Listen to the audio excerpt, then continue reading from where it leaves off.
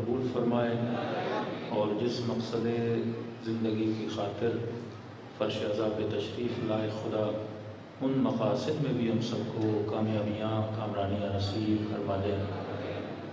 کل آپ کی خدمت میں عرض کیا کہ اگر انسان اللہ کے بتائے ہوئے اصولوں پر چلے تو دنیا بھی آباد ہے اور آخرت بھی آباد ہے۔ ہمارے جتنے بھی آپسی اختلافات ہیں وہ بھی اس لیے ہیں کہ ہم نے قرآن کے دامن کو چھوڑ دیا ہے، ہم نے اہل بیت کے دامن کو چھوڑ دیا۔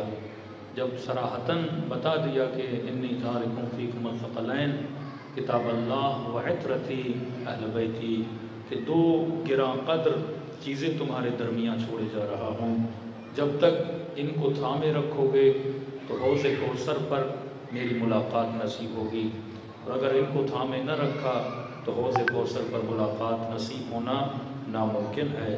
اللہ نے ہر چیز کے لیے اصول بنائے ہیں۔ جس طرح آپ دنیا میں سائنٹیفکلی اصولوں کو فالو کرتے ہیں اور اس میں کوئی رد و بدل نہیں ہے، آپ میتھ پڑھتے ہیں، میتھ کے کچھ اصول ہیں، جیسے 2+2 4 ہوتا ہے۔ اب کوئی بندہ بولے نہیں میرا عقیدہ یہ ہے کہ 2 + 2 5 ہوتا ہے، تو کوئی بھی میتھ جاننے والا بندہ آپ کی بات کو تسلیم نہیں کرے گا۔ لیکن اگر کوئی بادشاہ ہے بولے نہیں میرا بچہ بولے 2 + 2 5 ہوتا ہے، تو آپ سب کو ماننا پڑے گا، یہ ایک اور بات ہے۔ اللہ کے یہاں قانون ایک ہے، صبح کی 2 رکعت نماز ہے تو 2 ہی پڑھو گے تو قبول ہوگی۔ اب کوئی بندہ 4 پڑھا دے، یہ ان کی شریعت میں تو ہو سکتا ہے، محمد کی شریعت میں اس کی کوئی جگہ نہیں ہے۔ اللہ کا قانون ہے۔ اور جب جناب نے 4 پڑھا دی اور کسی نے کہا کہ بھائی صبح کی نماز تھی آپ نے 2 پڑھانی تھی، تو کہنے لگا شکر ادا کرو، میں نے کم نہیں کی ہے، میں نے بڑھا دی ہے۔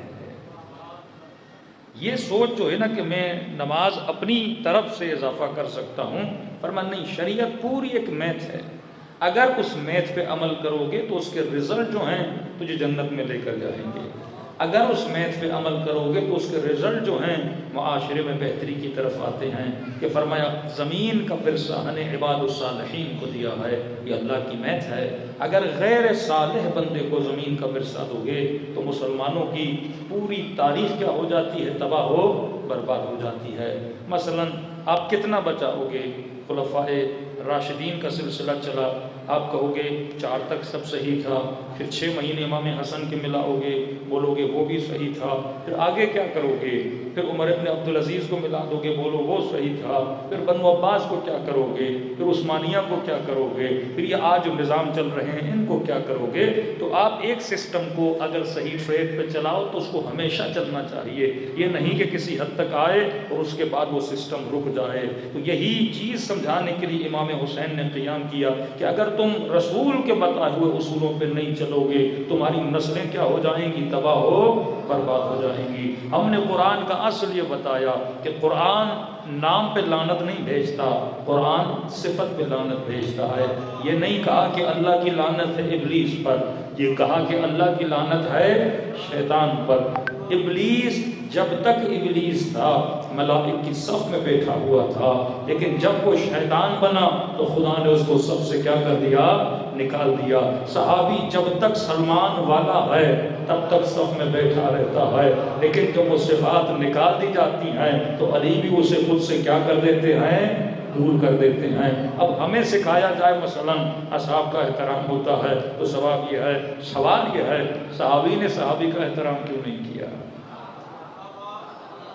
یہ سب سے برتر تو صحابی پہ ہونا، کہ نبی کی زوجہ کو نہیں پتا جس کے مقابلے میں ہم جا رہے ہیں وہ صحابی ہے، کیا عمار کو نہیں پتا جس سے خلاف میں تلوار اٹھا رہا ہوں وہ صحابی ہے، کیا زبیر کو نہیں پتا کہ علی صحابی ہے، کیا طلحہ کو نہیں پتا کہ علی صحابی ہے؟ تو یہ تاریخ کا ماجرا کیا ہے؟ اب آپ کو پتہ کیسے چلے گا کہ حق کیا ہے باطل کیا ہے؟ میں عام سی مثال ایک ممبر سے دے رہا تھا، میں نے کہا دیکھیے رمضان کے دنوں میں ہمارے جو سادہ سے مسلمان ہیں بیچارے تو صبح سے شام تک محنت اور مزدوری کر کے واپس اپنے گھروں کو آتے ہیں، رمضان میں ہی مسلمان کو زیادہ قرآن پڑھنے کا ٹائم ملتا ہے، نمازیں ادا کرنے کا ٹائم ملتا ہے، دینی چیزوں کو پڑھنے کا ٹائم ملتا ہے، سارا سال تو انسان بزی رہتا ہے، تو کہتا ہے رمضان اللہ کا مہینہ ہے، تھوڑی بہت رمضان میں بندہ عبادت کر لے، تھوڑا قرآن پڑھ لے۔ تو یہ خود ایک برادر مسلم مجھ سے کہنے لگے کہ مولانا رمضان میں ہمیں تھوڑا ٹائم ملتا ہے کہ بھائی ہم تھوڑی دین کی باتیں سن لیں، رسول کی باتیں سن لیں، اللہ کی باتیں سن لیں۔ تو کہتے ہیں رمضان میں ہم ٹی وی کھولتے ہیں، ٹی وی شو پہ الحمدللہ ہر مکتب کا عالم، ہر مکتب کا مولوی، پڑھے لکھے القاب، کسی کا علامہ، کسی کا مفتی صاحب، کسی کا حافظ صاحب، اتنے بڑے بڑے مولانا بٹھا دیتے ہیں اور کہتے ہیں مولانا جب ہم ان کو سننے کے لیے بیٹھتے ہیں کہ تھوڑا ہم نے دین حاصل کرنا ہے، تھوڑی ہم نے شریعت سیکھنی ہے، لیکن عالم کیا ہوتا ہے کہ یہ جو اتنا دین پڑھے ہوئے ہیں جب ٹی وی پر بیٹھتے ہیں تو ہم کیا دیکھتے ہیں، یہ آپس میں ایسے لڑ رہے ہیں جیسے مرغے آپس میں لڑتے ہیں۔ تو کہ ہمارے ذہن میں سوال پیدا ہوا کہ ہم نے دین نہیں پڑھا، لیکن ہم نے نہ کسی پہ کفر کا فتویٰ لگایا، نہ کسی پہ شرک کا فتویٰ لگایا، نہ کسی پہ بدعت کا فتویٰ لگایا۔ ہم بازار میں کام کرتے ہیں تو شیعہ بھی ہے، سنی بھی، ہر مکتب اور ہر مذہب کا بندہ وہاں پر ہے، سب کے ساتھ سلام دعا ہے، لیکن ہم نے اتنی نفرت نہیں پھیلائی۔ لیکن یہ جو اتنا دین پڑھنے کے بعد بھی ان کو آج تک یہ نہ پتہ لگا کہ حق کیا ہے، باطل کیا ہے، تو فرمایا امت کا حال کیا ہوگا۔ اس سے بہتر ہے کہ ہم دین پڑھیں ہی نہ۔ مطلب ایک بندہ 40 سال دین پڑھنے کے بعد کسی کو مشرک بولے، کسی کو کافر بولے، کسی کو بدعتی بولے، تو اس سے تو اچھا ہے کہ ہم نے دین نہیں پڑھا، کیونکہ ہم بھی دین پڑھ لیتے تو ہم بھی انہی کی طرح آپس میں کیا کر رہے ہوتے، لڑ رہے ہوتے۔ میں نے کہا میرے مسلم بھائی، یہ حالت صرف آج تیری نہیں ہے، یہ حالت 1400 سال پہلے مسلمانوں کی بھی تھی کہ مسلمان جس طرح تو آج 4 بڑے مولویوں کا، 5 بڑے مولویوں کا احترام کرتا ہے، تاریخ میں بھی ایک مسلمان ہے، وہ جتنے بھی اصحاب تھے ان کا کیا کرتا تھا، احترام کرتا تھا، سارے رسول کے ساتھ، جنگوں میں رسول کے ساتھ، میدانوں میں رسول کے ساتھ، ہجرتوں میں رسول کے ساتھ، دائیں بائیں دیکھو یہ سارے رسول کے آگے پیچھے۔ تو اب بیچارہ جو سادہ سا مسلمان اور امتی ہے وہ کیا کرے، ان سب کا احترام کرتا تھا، ازواج کا احترام، رسول کی اولاد کا احترام، رسول کے اصحاب کا احترام۔ اب جیسے رسول دنیا سے چلے گئے تو ان سادہ سے مسلمان نے کیا دیکھا کہ جن کا یہ احترام کرتے تھے وہی آپس میں کیا ہو گئے، لڑ پڑے۔ جنگ صفین، علی دوسری طرف امیر شام، دونوں کا امت میں ایک احترام تھا، اب کیا دیکھا، دونوں آپس میں لڑ رہے۔ جنگ جمل کوئی مذاق نہیں ہے، بہت بڑی شخصیتیں ہیں، ایک طرف نبی کی زوجہ، دوسری طرف نبی کے داماد علی ابن ابی طالب، ایک طرف علی، دوسری طرف زبیر۔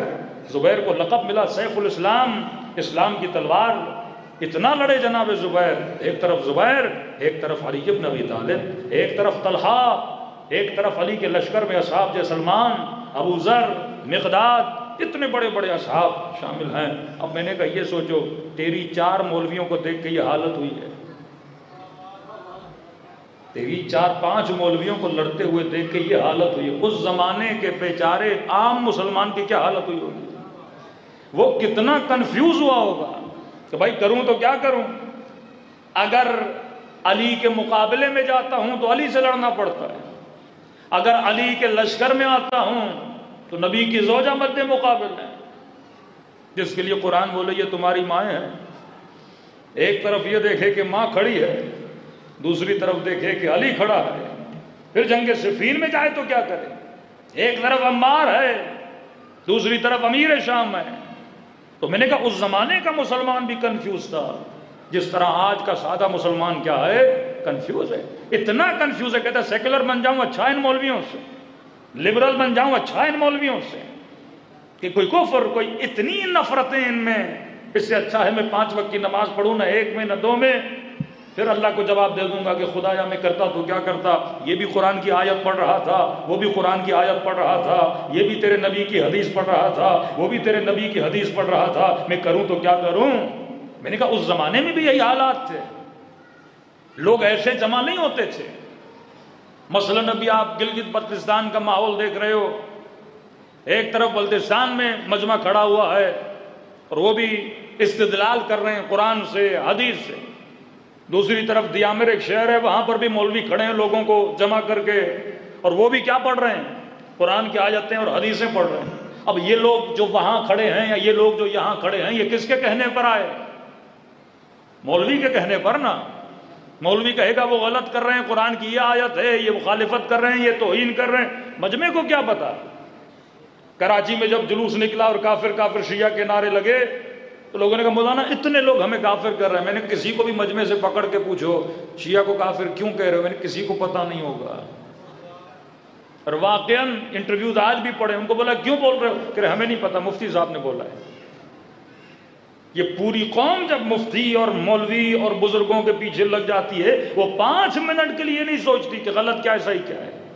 جب رسول مکے والوں کو بولتے تھے بت پرست کیوں بنے، کہتے تھے ہمارے آبا و اجداد سجدہ کرتے تھے. کہ بندے خدا بت نہ نفع دے نہ نقصان دے، کیوں لگے ہو ان کے پیچھے؟ کہ آبا و اجداد، میرا باپ میرا دادا. جب دین آبا و اجداد کی تقلید والا دین بن جائے وہ دین باطل ہوتا ہے. تبھی فرمایا اصول دین میں تقلید حرام ہے، ابداً حرام ہے. یہ نہ کہو کہ اللہ کو اس لیے سجدہ کرتا ہوں کیونکہ ابا نے کیا تھا، رسول کو اس لیے مانتا ہوں کیونکہ ابا نے بولا، فلاں کو امام اس لیے مانتا ہوں کیونکہ میرے بزرگوں نے مانا. فرمایا تحقیق کر، ریسرچ کر، اپنے عقل سے اپنے عقیدے کو تسلیم کر. یہی حال امت کا بنا کہ کریں تو کیا کریں. کتنے کنفیوز ہوں گے اس زمانے کے مسلمان. یہ آپ کی سوچ ہے. خوارج ایسے نہیں بنے. ہر کسی کو جہنمی بننا اچھا نہیں لگتا کہ خوارج علی کے مقابلے میں آ جائیں، ایک دوسرے کے ہاتھوں پہ ہاتھ رکھ کے یہ قسم کھائیں کہ تو امیر شام کو جا کے مارنا، ہم علی کو جا کے ماریں گے. کیا کسی کو اچھا لگتا ہے میں جہنم خریدوں؟ ہاں کچھ تو وہ ہیں جو لالچ میں کربلا آ گئے نا، پیسے کی لالچ، مال کی لالچ، زر کی لالچ، دولت کی. خوارج کا معاملہ لالچ کا نہیں تھا. ماتھوں پہ سجدوں کے نشان، رات کے اندھیروں میں تہجد پڑھنے والے. ہاں کبھی کبھی سربراہ گمراہ ہوتا ہے لیکن وہ فوجی جو اس لشکر میں آتا ہے وہ تو گمراہ نہیں ہوتا نا، وہ اگلے بندے کو حق سمجھ کے میدان میں چلا جاتا ہے. تو یہ عام سے سرباز یا عام سے سپاہی، وہ چاہے علی کے لشکر میں ہو، وہ چاہے امیر شام کے لشکر میں ہو، اس میں ایک بہت بڑا طبقہ یہ تھا جو حق سمجھ کے ان کا ساتھ دے رہے تھے، اور یہاں پر بھی ایک بہت بڑا طبقہ تھا جو حق سمجھ کے ساتھ دے رہا تھا. اب سوال یہ ہے کہ امت کو اس کنفیوژن میں خدا چھوڑے گا؟ خدا کوئی اصول نہیں دے گا، خدا کوئی معیار حق نہیں دے گا کہ جب 4 مقدس لوگ آپس میں لڑ پڑیں. یہی شیعوں کا حال دیکھیے، اگر ہمارے 4 بڑے مولوی آپس میں لڑ پڑیں تو کیا کوئی تو معیار حق ہوگا نا، کوئی تو لائن اینڈ لینتھ ہوگی نا کہ جس سے بندہ پتہ لگا سکے کہ بھائی حق کیا ہے باطل کیا ہے. دونوں طرف قرآن. تو وہاں پہ 3 طرح کے مسلمان بنے. مثلا کچھ نے کا حق نبی کی زوجہ کے ساتھ چلے گئے، کچھ نے کا حق علی کے ساتھ ادھر چلے گئے. ایک وہ طبقہ تھا اس نے کہا بھائی ہم دونوں جھگڑوں میں نہیں پڑتے، گھر سو جاتے ہیں، کہ نہ یہاں پہ بنے یا وہاں پہ بنے، وہاں بھی جائیں گے صحابی قتل کرنا پڑے گا، یہاں بھی جائیں گے. مد مقابل بڑی بڑی شخصیتیں ہیں. اب سوال یہ ہے کیا رسول، کیا قرآن ہمیں کوئی اصول دے کر نہیں جائے گا کہ ہم جب زمانوں میں پھنسیں تو ہم کہاں جائیں، ہم جب مشکلات میں اٹکیں تو رخ کس کی طرف کریں. بندہ جب نماز بھی پڑھتا ہے نا کنفیوز ہو جاتا ہے قبلہ کہاں ہے. اتنا مجمع ہے، اگر کسی کو پتہ نہ ہو قبلہ کہاں ہے کتنا حرج اور مرج ہو جائے گا. یہاں پر کوئی ادھر سر کرے گا، کوئی ادھر سر کرے گا، کوئی ادھر سر کرے گا. تو نماز میں بھی نظم پیدا کرنے کے لیے قبلے کا ہونا ضروری ہے. امت میں نظم پیدا کرنے کے لیے بھی معیار حق کا ہونا ضروری ہے. آج مسلمانوں کے 5 قبلے بن گئے نا، پھر اس کو ملانے کے لیے ایک نئی ترکیب بنا دی گئی. کوئی کہتا ہے نبی یہاں ہاتھ رکھ کے اللہ اکبر کہتے تھے، کسی نے کہا نہیں یہاں کرتے تھے، کسی نے کہا نہیں یہاں کرتے تھے. تو ایک مفتی صاحب نے کہا تینوں کو ملا دو، بیچ میں رکھو تاکہ تینوں ہو جائیں. آج یہ والا سلسلہ ہے. یہ مرزا یہ چالاکی کرتا ہے، کہتا ہے تینوں ملا دو. پھر کہتا ہے یہاں ہاتھ رکھتے تھے، یہاں ہاتھ رکھتے تھے، یہاں رکھتے تھے. کہ کوئی بات نہیں، ایک دن ایسے پڑھو، ایک دن ایسے پڑھو، ایک دن ایسے کر دو تو تینوں کیا ہو جائیں گے، ملا لیا کرو.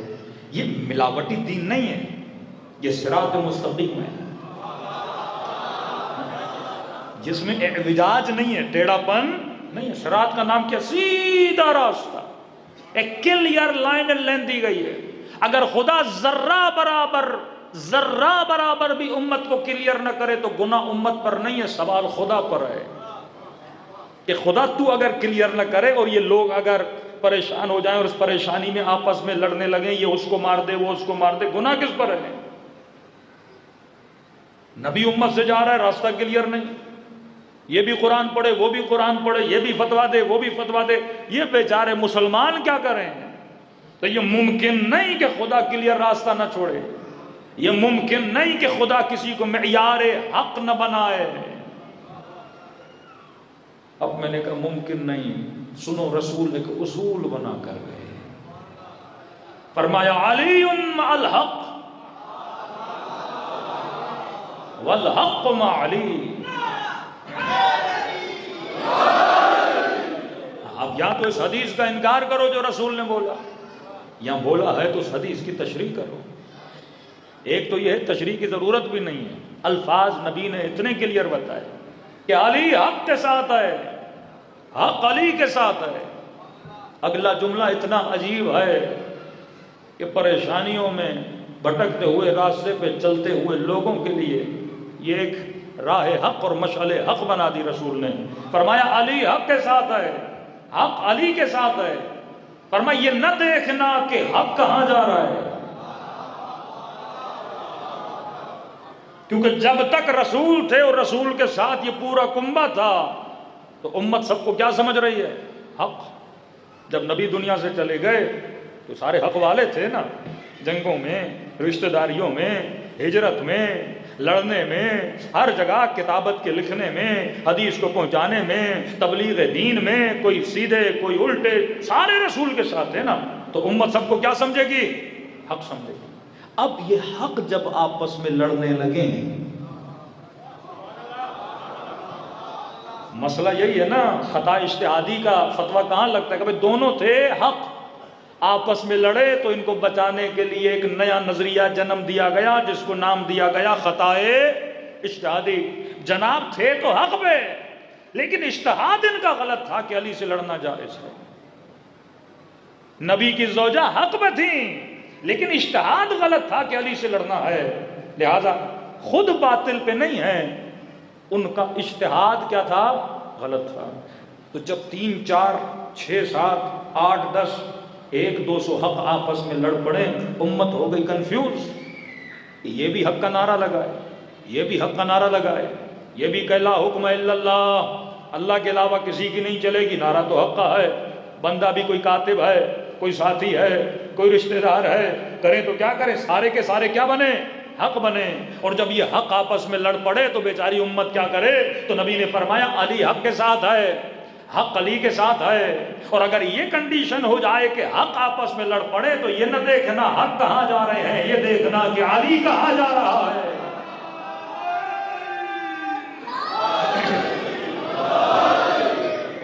جہاں جہاں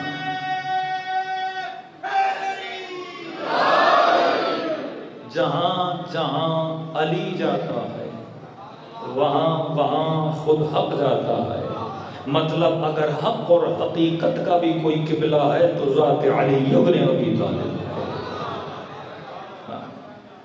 ایسی حدیث کسی اور کے لیے کہی، اپنی زوجہ کے لیے بولی ہو، اپنے دوسرے اصحاب کے لیے بولی ہو، بقول ان کے داماد اور بھی تھے، کسی اور داماد کے لیے بولی ہو، کہتے ہیں نبی کی بیٹیاں بھی تھیں، تو میں کہتا ہوں بھائی اگر اور بیٹیاں تھیں تو ان دوسرے نواسوں کے لیے بھی تو کچھ بولتے ہیں۔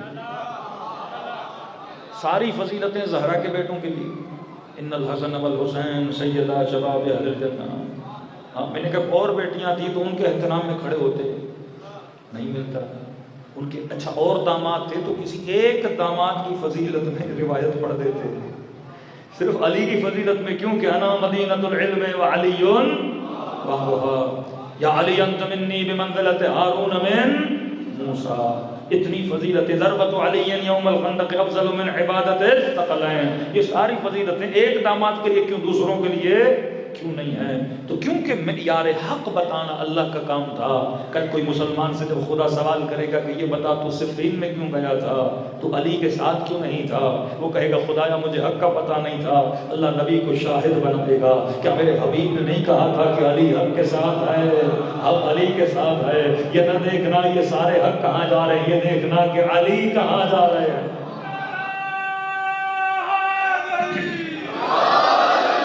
یہ حق آیت ہے قرآنی شاہد و مبشرا و نذیرا، یہ حبیب شاہد ہے تیرے اوپر، تو نہیں بول سکتا قیامت کے دن خدایا مجھے پتا نہیں تھا۔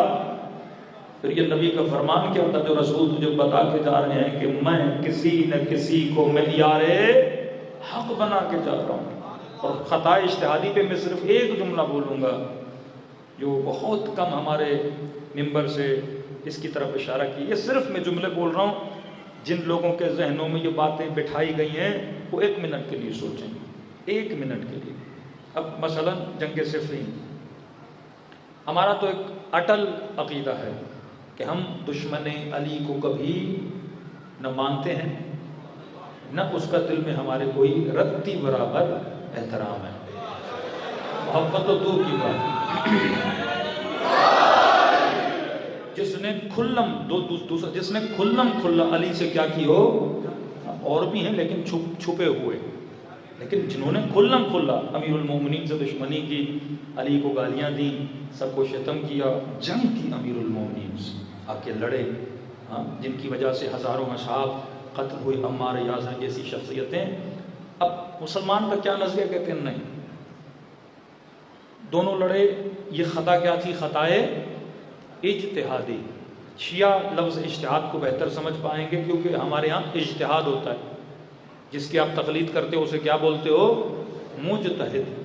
مطلب اس بندے نے جد و جہد کی، اردو میں بولیں گے جد و جہد کی، اور جد و جہد کرنے کے بعد کس چیز میں جد و جہد کی، سیمنٹ میں، کسی مسالے میں نہیں، جد و جہد کی 2 چیزوں میں، قرآن میں، حدیث میں۔ جد و جہد کر کے وہ اس فیصلے پہ پہنچا کہ علی سے لڑنا جائز ہے۔ علی نے جد و جہد کی قرآن اور آیت میں، اور علی اس فیصلے پہ پہنچے کہ امیر شام سے لڑنا جائز ہے، اور اس کا قتل بھی کیا ہے، جنگ کا مطلب قتل جائز ہے۔ اگر مالک اشتر خیمے تک پہنچ جاتے تو یہی کہہ رہے تھے علی میں چند قدموں کی دوری پر ہوں، بس آرڈر دو میں آگے بڑھوں اور ختم کر دوں۔ جنگ جمل میں جناب زبیر قتل کر دیے گئے، جنگ کا مطلب مد مقابل ہے اور تلوار آئے اور بندے کو مار دو۔ اب 3 قرآن میں بڑے گناہ ہیں، شرک سب سے بڑا گناہ جس کو قرآن نے بتایا، بدکاری سب سے بڑا گناہ جس کو قرآن نے بتایا، اور قتل نفس، یہ 3 کبائر میں سے ہیں، یعنی سب سے بڑے گناہ ہیں۔ بے گناہ کسی کو مارنا، شرک کرنا یا بدکاری کرنا، اور تینوں کی سزا بھی کیا ہے، سب سے سخت ترین سزا اللہ نے بتائی ہے۔ تو وہ حدیث اور قرآن بتاؤ جس کی بنیاد پہ یہ اشتہاد کیا گیا کہ علی سے لڑنا کیا ہے، جائز ہے۔ اصلاً دوسرا یہ ثابت کرو کہ جناب مجتہد تھا۔ اشتہاد کون کرتا ہے، مجتہد۔ آج میں بول دوں میرا اشتہاد، آپ بولو گے مولانا آپ تو مجتہد ہی نہیں ہو، اشتہاد کیسے کر رہے ہو؟ آج کوئی عام سا مومن اٹھ کے کھڑا ہو جائے میں چلو مجتہد تھے، اشتہاد کس بنیاد پہ کیا؟ اور اشتہاد کی بنیاد پہ، کس بنیاد پہ، یہ بڑا سینسیٹیو کویشچن رکھ رہا ہوں، اشتہاد کی بنیاد پہ بولے جاتے ہیں کیونکہ صحابی ہیں، اور انہوں نے اشتہاد کیا تھا کہ علی سے قتال کرنا، علی سے جنگ کرنا جائز ہے۔ اب دونوں کا اشتہاد تھا۔ اب اشتہاد میں، اب یہ سیم عقیدہ شیعوں کا بھی ہے۔ کون سا عقیدہ؟ اگر مجتہد اشتہاد کرے اور اپنے اشتہاد کے حساب سے ایک فتویٰ دے، مثلا فتویٰ دی کہ روزے کی حالت میں اگر سر پانی میں چلا جائے تو روزہ کیا ہے، اللہ کے 2 حکم ہیں، یہ ذہن میں رکھیے گا۔ ایک حکم واقعی، کتاب الہی میں جو حکم لکھا ہوا ہے، جو شریعت حقیقیہ، جو اللہ کی بتائی ہوئی شریعت ہے، اس میں سارے احکام لکھے ہوئے ہیں کہ روزہ کس چیز سے باطل ہوتا ہے۔ اب ہمیں اس حکم واقعی کا پتہ نہیں ہے، اتنے ابہام آ چکے ہیں۔ مجتہد نے اجتہاد کیا اور یہ بتایا کہ سر پانی میں چلا جائے تو روزہ کیا ہو جاتا ہے، باطل ہو جاتا ہے۔ مثال دے رہا ہوں، حکم واقعی جو خدا کی کتاب ہے اوپر، اس میں لکھا ہوا ہے کہ سر پانی میں ڈالنے سے روزہ باطل نہیں ہوتا۔ مطلب مجتہد کا حکم اللہ کے بتائے ہوئے کتابی حکم سے مس میچ کرتا ہے، لیکن مجتہد کو وہ حکم حقیقی کا پتہ نہ چلا، آپ نے اس کے حکم پہ عمل کیا تو آپ کو کوئی سزا نہیں دی جائے گی۔ کیا مجتہد کو سزا دی جائے گی؟ اس نے بھی کیا کی، جد و جہد کی، اس کو بھی پتہ نہیں، اس کو بھی سزا نہیں ملے گی۔ لیکن دوسرا مجتہد ہے، اس نے حکم دیا کہ سر پانی میں ڈالنے سے، مثال دے رہا ہوں، روزہ باطل نہیں ہوتا، اس کا اجتہاد یہ تھا، اس کے بھی مقلد ہیں، اور کتاب خدا میں بھی لکھا تھا کہ روزہ باطل نہیں ہوتا. مطلب اس کا حکم الہی سے کیا کر گیا؟ میچ کر گیا. اس کے مقلد بھی عمل کریں گے، ان کا روزہ بھی صحیح. جنہوں نے کتاب کے حقیقی واقعی حکم پہ عمل نہ کیا ان کا روزہ بھی صحیح. لیکن فرماتے کیونکہ اس کا حکم اللہ کے حکم کے برابر تھا، اس کو کتنے اجر ملیں گے؟ 2 اجر ملیں گے. اس کا حکم واقعی نہیں تھا، اس کو کتنے اجر ملیں گے؟ 1 اجر ملے گا. تو کہتے ہیں علی کو 2 اجر ملیں گے، امیر شام کو 1 اجر ملے گا. سارے قتل کرنے کے بعد بھی، کیونکہ اس نے کیا کیا تھا؟ اجتہاد کیا تھا. تو یہاں ثابت یہ کرنا ہے، آج کا مجتہد جب اجتہاد کرتا ہے پہلے اپنی قابلیت کو ثابت کرتا ہے کہ میں مجتہد ہوں، دوسرا اپنا استدلال پیش کرتا ہے کہ یہ میری دلیل ہے کہ میں نے کیا کیا تھا؟ اجتہاد کیا تھا. اب 1 منٹ کے لیے مان لیا جائے کہ جمل میں اجتہاد ہوا، دونوں کو معافی ہے. صفین میں اجتہاد ہوا، دونوں کو معافی ہے. ابو ذر نے اجتہاد کیا، وقت کے حاکم کی مخالفت کی، دونوں کو معافی ہے. زبیر نے اجتہاد کیا، دونوں کو معافی ہے. سب کو معافی ہے، کیونکہ اس زمانے میں تو سارے مجتہد تھے نا، بیچ کا بندہ تو تھا ہی نہیں. سارے کے سارے کیا کرے جا رہے تھے؟ اجتہاد کرے جا رہے تھے. اب میں نے کہا قاضی شریح، ابن کثیر یا بعض علماء اہل سنت یا تفسیر در منصور کے لکھنے والے، یہاں پہ اختلاف ہے. کچھ کہتے ہیں قاضی شریح صحابی ہے، کچھ کہتے ہیں تابعی ہے. اس کی پیدائش اور امیر المومنین کی پیدائش ایک دوسرے کے قریب ہے، مطلب مکے اور مدینے کے نزدیک ہے.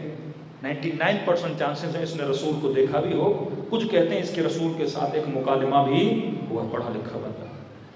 قاضی شریح کو بولا گیا کہ امام حسین کے لیے قاضی لفظ ہی اس کا کیا ہے؟ قاضی القضات، مسلمانوں کے فیصلے کرنے والا، ارث کے مسئلے، جائیداد کے مسئلے، طلاق کے مسئلے، قتل کے مسئلے، زنا کے مسئلے، شراب کے مسئلے، جو قرآن سے استدلال کرتا اور حدیث سے استدلال کرتا. قاضی شریح نے فتویٰ دیا اجتہاد کر کے کہ حسین واجب القتل ہے. تو کل سے کیا مسلمان یہ بولے گا کیونکہ اس نے اجتہاد کیا تھا تو حسین کے قتل پر بھی اسے 1 جزا دے گا خدا؟ اور حسین کا اجتہاد یہ تھا کہ یزید کا قتل جائز ہے تو حسین کو خدا 2 جزائیں دے گا. جب آپ ایک غلط اصول بناتے اس کو کہاں تک لے کر جاؤ گے؟ اجتہاد تو اجتہاد ہے، کوئی بھی صحابی کرے نا. امیر شام اجتہاد کرے تو صحیح، قاضی شریح کے اجتہاد کو کیا بولو گے؟ اس نے بھی ریفرنس لکھنا، وقت کے حاکم کے خلاف قیام کرنا جائز نہیں ہے. بقول کس کے؟ مثلا اس نے 2 حدیثیں لا دی، بنی امیہ کی گڑی ہوئی حدیثیں کہ حاکم کیسا بھی ہو، فاسق ہو، فاجر ہو، یہاں تک کہ کافر بھی ہو، اس کے خلاف قیام کرنا حرام ہے. اہل حدیث کا یہ عقیدہ ہے کہ جمہور صحابہ کا یہ فیصلہ تھا کہ یزید کے خلاف قیام نہیں کرنا چاہیے تھا. جمہور کا مطلب کیا؟ جتنے مدینے میں اصحاب رہ رہے تھے، جس میں سر فہرست وہ جس کا نام لاتے ہیں عبداللہ ابن عمر کا نام لاتے ہیں، تابعی ہے، عمر کا بیٹا ہے. اس نے بھی کہا حسین کو کہ نہ جاؤ، اور اس کی کتابت موجود ہے. وہ نہیں مانتا امام حسین کے قیام کو، صحیح نہیں مانتا. وہ حدیث لاتے ہیں جمہور کا یہ فیصلہ ہے کہ یزید کے خلاف قیام کرنا کیا ہے؟ صحیح نہیں ہے بقول رسول کے. اب ان کی زبانیں، ان کو جرت نہیں ہوتی یہ بیان کرنے کی کہ بولیں حرام ہے، لیکن انڈائریکٹلی بولتے ہیں صحیح نہیں تھا. حاکم کیسا بھی ہو، آپ کو حق نہیں ہے، اس کے خلاف آپ کیا کرو؟ قیام کرو. اور اسی نظریے کے مطابق فتویٰ دینے کی کسی کو ضرورت نہیں تھی، یہ قاضی شریح نے فتویٰ دیا. ہمارے ممبر سے تو یہی بولا جاتا ہے نا، سونے کے سکے دیے، پیسے دیے. ہم اس مسئلے کو سائڈ کر دیتے ہیں. سونے کے سکے آنا، پیسے آنا ایک الگ بات ہے. وہ لالچ تو جنگ صفین کے لشکر والوں میں بھی تھی. امام حسن کو چھوڑ کے گئے تو ہزاروں درہم اور سکوں کی لالچ میں گئی، یہ اور بات ہے. لیکن یہ فتویٰ جو لگانا کہ اجتہاد کیا تھا، تو اس نے بھی تو اجتہاد کیا تھا نا. پھر ہے تم لوگوں میں جرت کہ بولو اس کی خطا بھی خطا اجتہادی تھی. جب ایک غلط اصول بناتے ہو نا، پھر یہ اصول تجھے قاتل حسین بنا دیتا ہے. اور جنگ جمل میں اگر حضرت علی شہید ہو جاتے، جنگ صفین میں اگر علی شہید ہو جاتے، پھر یہ تو علی کی شرافت کو سلام ہے نا. کہ جنگ جمل کے بعد بڑے ادب اور احترام سے علی نے نبی کی زوجہ کو گھر کی طرف روانہ کیا. یہ تو اخلاق امیر المومنین ہے نا، کہ جب اس نے اپنے بھائی سے کہا کہ علی نے میرا ادب نہیں کیا، کہا کیوں؟ کہا میں نبی کی زوجہ تھی، علی کو چاہیے تھا مجھے مردوں کے ساتھ نہ بھیجتے، نہ محرموں کے ساتھ نہ بھیجتے. اسی وقت بھائی نے ان نقاب پوشوں کو کہا کہ اپنے چہرے سے نقاب ہٹاؤ. جب نقاب ہٹا تو 40 کی 40 عورتیں تھیں، ایک بھی مرد نہیں تھا. کہ بہن میں ایسے علی کی طرف نہیں ہوں، علی کے اخلاق کو دیکھ کر علی کا عاشق بنا ہوں.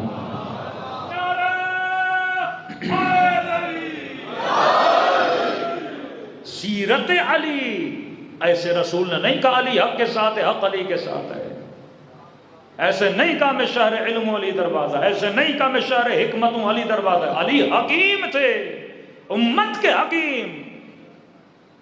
میں استدلال پہ کل بات کروں گا. یہ موٹی موٹی چیزیں اپنے سنوں کو یاد کر دینی چاہیے. دلیل اسے بولتے ہیں جس کو بندہ رد نہ کر سکے، اسے دلیل بولتے ہیں. کوئی آپ کو بولے فلاں آدمی کون ہے، آپ بولو میرا ماموں ہے، میں بولوں وہ بولے آپ دلیل کیا؟ بولے کیونکہ یہ کالا ہے.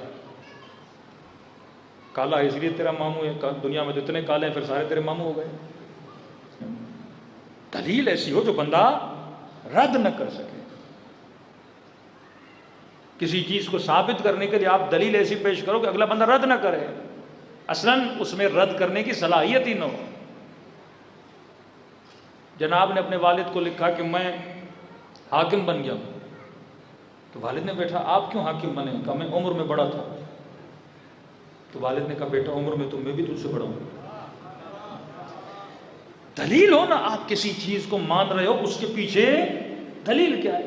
شیعہ بولتے ہیں علی نبی کے پہلے خلیفہ ہیں، امت کے پہلے امام ہیں. ایسے تو نہیں بول رہے نا، ہم انبار لگاتے ہیں دلیلوں کا.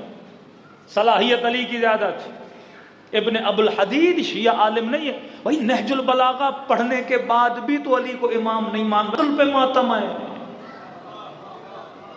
اتنی فصاحت، اتنی بلاغت، اتنا علم، اتنی حکمت، اتنی شجاعت کس میں ہے؟ کہ میرا اصول ہے، میرے باپ کا اصول ہے، میری مرضی جسے چاہوں ہیڈ ماسٹر بناؤں. بھائی کو رولز اینڈ ریگولیشنز ہوتے ہیں. آپ نے اسکول بھی کھولا، رولز پہ چلو، ریگولیشنز پہ چلو. یونیورسٹی بناتے ہو، رولز اینڈ ریگولیشن کو فالو کرو. یہ تھوڑی میری مرضی بنا دوں. امت نے جب اصول چھوڑے، اصول جب چھوڑتے ہو تو بندہ عقل سے بھی فارغ ہو جاتا ہے. اصول وہ جسے عقل ایکسیپٹ کرے. آج ہم بولتے ہیں علی امیر المومنین شجاع ترین اصحاب رسول میں سے صحابی تھے، جسے چھوڑ کے علی چلے گئے. کئی جاتے تھے، واپس آ جاتے تھے، لیکن علی کبھی واپس نہیں. شب ہجرت نبی کی بستر پہ سونا، تلواروں کے سائے میں لیٹنا، اور یہ بولنا کہ علی کو زندگی میں اتنی میٹھی نیند کبھی نہیں آئی جتنی اس رات آئی ہے. کتنی حدیثیں بتائیں. فاطمہ تو بضعۃ منی، فاطمہ میرے جگر کا ٹکڑا ہے کسی میں جرت انکار کرے اس حدیث کا؟ آج نبی کی جتی ملے اس کو سر کی نشانی بنا کے رکھ لو، نبی کا بال ملے تو لاہور میں رش لگ جائے. نعتیں پڑھو، میٹھا میٹھا میٹھا مدینہ، سویٹ سویٹ، مٹھائی بنا دیا مدینے کو. اور کسی نے انہی اپنے پیروں اور مرشدوں میں سے اس کو فون کیا. میں بارہا پھر شیعہ جوانوں کو کہتا ہوں اللہ کا شکر ادا کرو، اللہ کا شکر ادا کرو کہ خدا نے علی جیسا امام دیا ہے.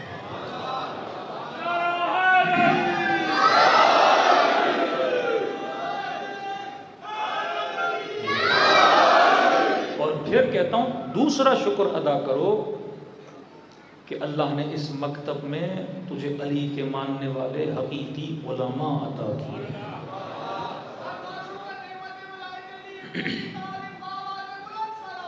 اللہ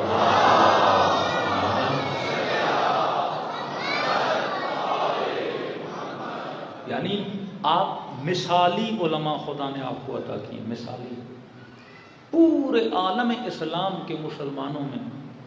ہاں آپ دکھا دو ایسی لیڈرشپس ایسی حکیمانہ لیڈرشپ کسی اور مکتب میں ہو. لیکن کچھ نادان لوگ شیعوں کو ان چیزوں سے کیا کرنا کوشش کرتے ہیں؟ ہٹا دیں. جو چیزیں آپ کے لیے باعث فخر ہونی چاہیے کہ آپ کہیں اور نہیں، میں پاکستان میں پڑھ رہا ہوں، پاکستان کی مثال دے رہا ہوں. آپ یہاں دیکھیے جتنی قومیں، ان کے آپ بزرگوں کو دیکھ لیجیے، بہت بڑا طبقہ، لیکن آپ ان کے مفتی، آپ ان کے علماء کو دیکھ لیجیے. دوسری طرف آپ اپنے علماء کو دیکھیے، سستانی جیسے، خامنئی جیسے، بہجت جیسے، اہل العلوم جیسے، مرعشی نجفی جیسے. ہر زمانے میں خدا نے تقویٰ کا معیار اعلیٰ، زندگی سادہ، علم بھی ہے، بولنے کی تمیز بھی ہے. لیکن یہاں آپ دیکھیے، کسی نے کہا کہ پاپا صاحب پیٹرول بہت مہنگا ہو گیا ہے، ٹینکی جلدی خالی ہو جاتی ہے، کہ اتنی مرتبہ قل اللہ پڑھ دو پیٹرول کم نہیں ہوگا، کا بل بہت زیادہ آتا ہے، کا تعویذ لکھ کے دے رہا ہوں میٹر پہ باندھ دو، میٹر آہستہ چلے گا. اب کرپشن بھی تعویذ کے ذریعے سکھائی جا رہی ہے. انتہا تب ہوئی کہ جب کسی نے ان کو فون کیا، کہا کہ میں مدینے سے کھجورے لے کے آیا ہوں، اور کہا کہ پاپا صاحب کھجور سے کیڑا نکلا ہے، اور میں نے سنا تھا آپ بھی مدینے سے کھجور لے کر آئے تھے، اس کھجور سے بھی کیڑا نکلا تھا، اور آپ نے اتنا انتظار کیا کہ پھر مدینے واپس جائیں، اور مدینے کا کیڑا مدینے چھوڑ کے آئے تھے. اب یہ بات کرنے کا وہ کیا کس چیز کو کنوے کرنا چاہ رہے ہیں؟ کہ ہم رسول سے اتنی محبت کرتے ہیں کہ مدینے کا کیڑا بھی پاکستان آ جائے نا، اسے ہم رہنے نہیں دیتے، ہم اسے واپس مدینے چھوڑ کے آتے ہیں. میں نے کہا جو دامن اہل بیت کو چھوڑتا ہے نا، اس کو مدینے کے کیڑے ہی نصیب ہوتے ہیں.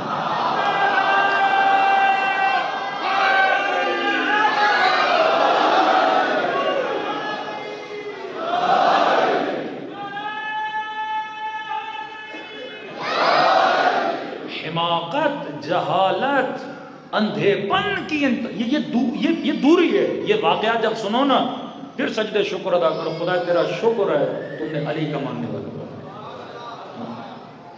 ہم جاتے ہیں کربلا سے خاک شفا لے کے آتے ہیں، یہ کیڑے لے کر آتے ہیں. مدینے کا کیڑا ہے، مدینے واپس چھوڑو، مطلب اتنا آپ کے دل میں نبی کا احترام ہے.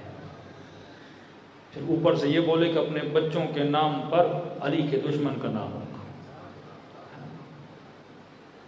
چھٹے امام کی محفل میں ابو حنیفہ آیا، شاگرد تھا امام کا، ملنے آتا تھا. تو امام نے کہا بیٹھو بیٹھو. مولا کے ہاتھ میں عصا تھی. کہا ابو حنیفہ جان تو یہ عصا کس کی ہے؟ کہا جی فرزند رسول کس کی ہے؟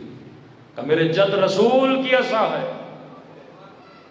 جیسے ابو حنیفہ کو رسول کی عصا، فوراً دوڑے عصا سے لپٹ گئے، ادھر چومیں ادھر چومیں.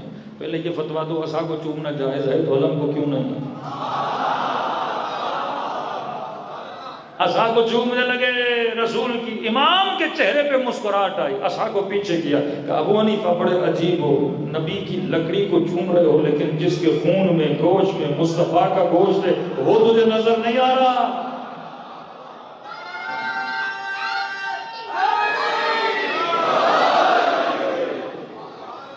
دامن اہل بیت کو بندہ چھوڑے.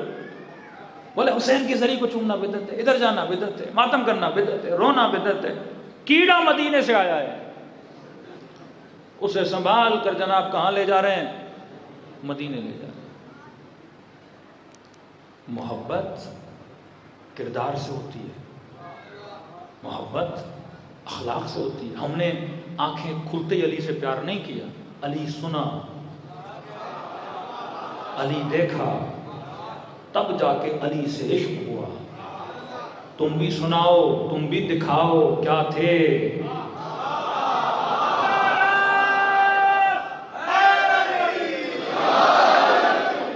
خوف ہے ان کو کہ سنائیں گے تو لوگ محبت نہیں کریں گے. میں کہتا ہوں ہے اتنی جرأت نہ کہ بول رہے ہو 10,000 بچوں پہ علی کے دشمن کا نام رکھو، تو 10,000 بار ان بچوں کو سیرت پڑھاؤ ان کی، کیا کیا تھا کیا نہیں کیا تھا. جرأت نہیں ہے سیرت پڑھائیں. محبت کردار سے ہوتی ہے، محبت رفتار سے ہوتی ہے.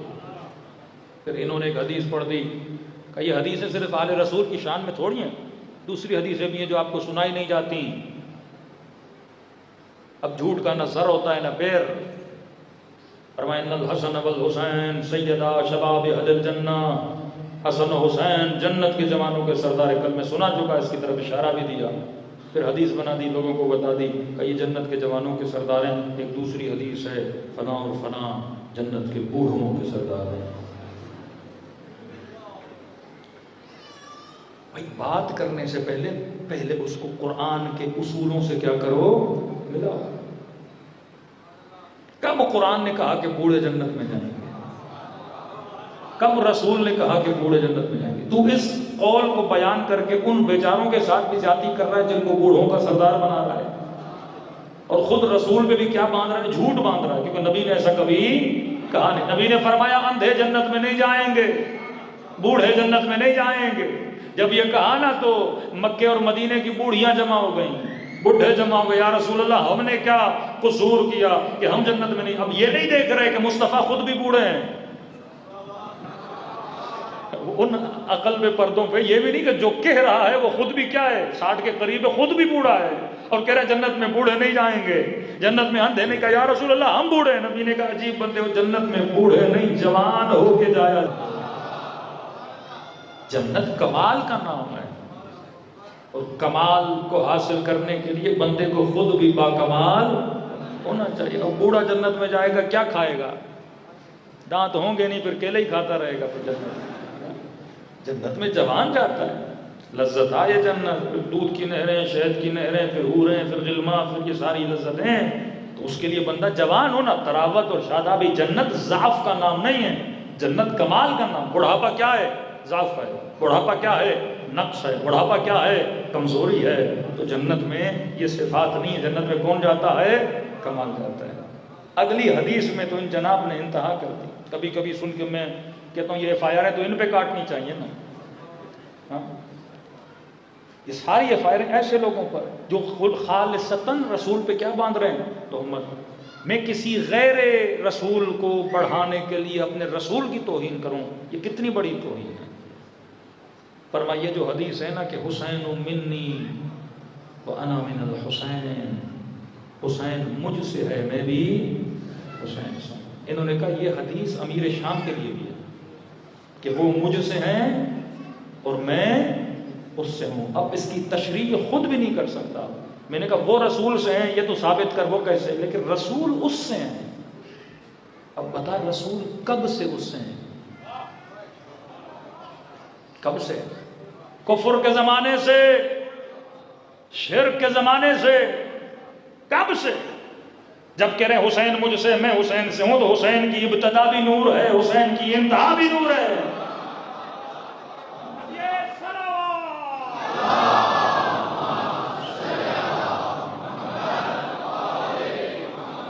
مصطفیٰ کی گود میں پلے اور بڑا ہو۔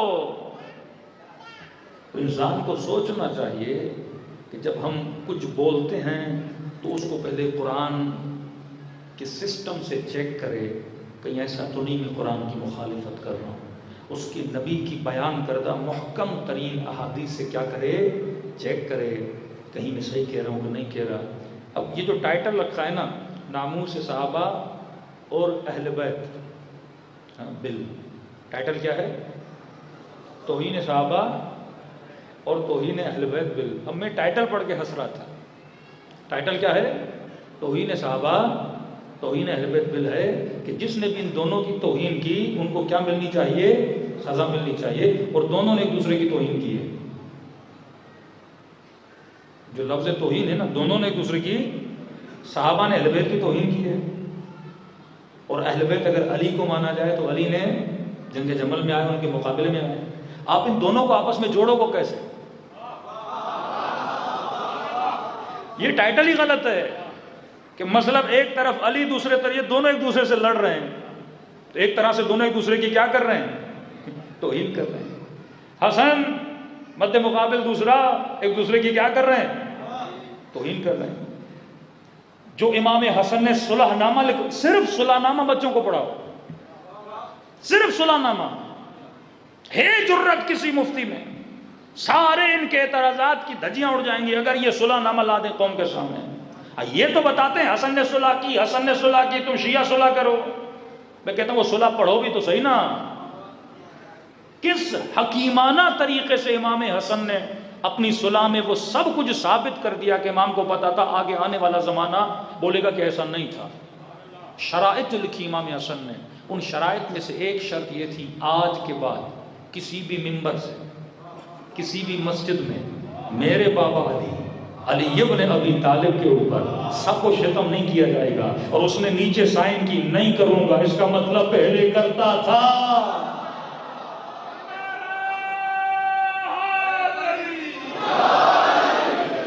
شرائط تو پڑھو نا.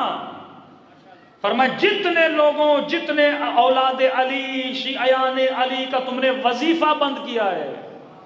اب ظاہر ہے مولا علی کی حکومت چلی گئی، امام حسن بھی صلح کر رہے ہیں، ساری حکومت کس کے کنٹرول میں؟ اس کے کنٹرول. کہ جن کا تم نے وظیفہ بند کیا، کوئی بیوہ، کوئی یتیم، کوئی غریب، ان کا وظیفہ تو کر دوں گا. کہ جتنے لوگ زندانوں میں ہیں علی کی محبت کی وجہ سے، انہیں کیا کرو گے؟ آزاد کرو گے. کہ کروں گا. کہ اپنے بعد کسی کو جانشین نہیں بناؤ گے. جانشین یزید کو. صلح امام حسن کوئی نہیں پڑھتا.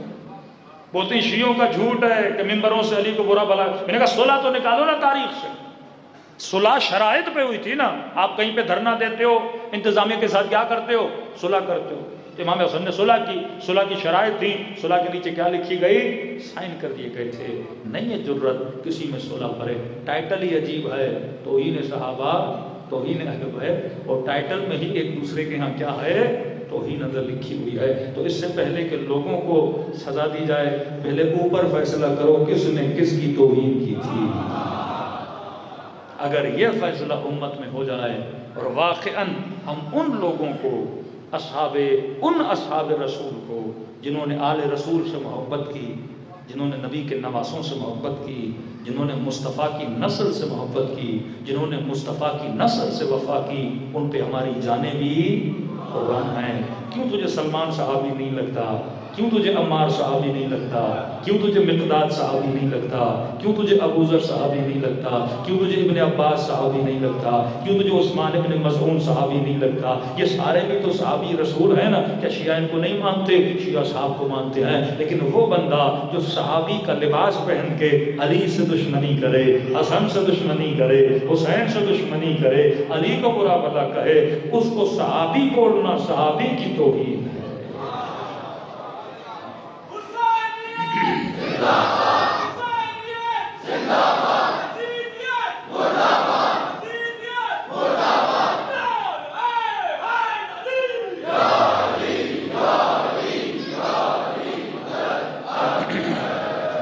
تو جھگڑا ختم ہو جائے اگر انسان اصول کو کیا کرے؟ فالو کرے، قرآن کے بتائے ہوئے اصول. والعصر ان الانسان لفی خسر. خدا خود کہہ رہا ہے خسارے میں، خسارے میں. الا الذین آمنوا وعملوا الصالحات وتواصوا بالحق وتواصوا بالصبر. اللہ صفات بتا رہے ہیں. یہ نہ دیکھ کون ہے، کس قبیلے سے، عمر کیا ہے، ایج کیا ہے، کس جنگ میں تھا، رشتہ داری کیا تھی، حسب کیا تھا، نسب نہیں. یہ دیکھ صفت ہے کہ نہیں، عمل صالح، عمل فاسد نہیں، جھوٹ نہیں، ظلم نہیں، عمل صالح انجام دیا ہو، حق کا ساتھ دیا ہو، علی کا ساتھ دیا ہو، صبر کا ساتھ دیا ہو، حسین کا ساتھ دیا ہو. فرمایا یہ خسارے میں نہیں ہیں، باقی سارے خسارے. الف لام میم ذالک الکتاب لا ریب فیہ ھدی للمتقین. پھر خود بتاتے ہیں متقی کون ہیں؟ الذین یؤمنون بالغیب یقیمون الصلاۃ ویؤتون الزکاۃ. کیا کرتے ہیں؟ غیب پہ ایمان رکھتے ہیں، نماز دیتے ہیں، زکوٰۃ کو کیا کرتے ہیں؟ ادا کرتے ہیں. ہر قرآن کی آیت خود آگے اپنی کیا کرتی ہے؟